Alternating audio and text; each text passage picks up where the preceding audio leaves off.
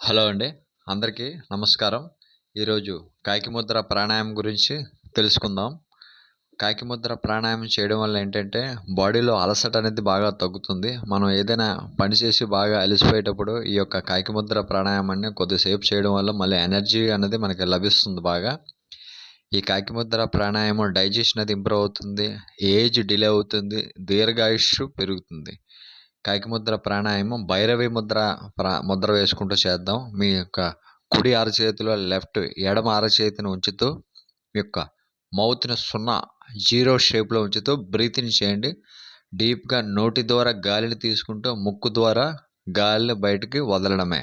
ఇదే కాకిముద్ర ప్రాణాయామం. 0 ఆకారంలో మౌత్‌ని 0 చుట్టినట్టు మౌత్‌ని ఉంచుతూ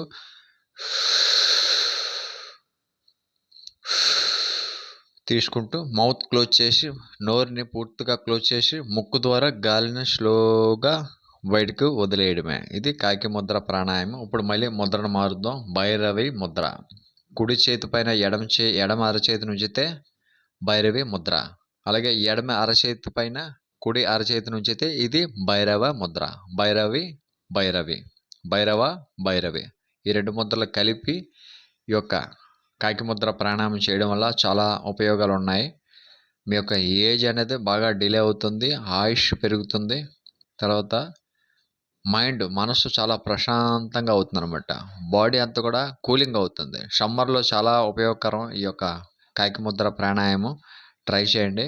స్లోగా నోరుని పూర్తిగా 0 ఆకారంలో ఉంచుతూ డీప్‌గా శ్వాస తీసుకుంటూ ముక్కు ద్వారా శ్వాసను వదలడమే. మీ యొక్క స్కిన్ గ్లో పెరుగుతుంది.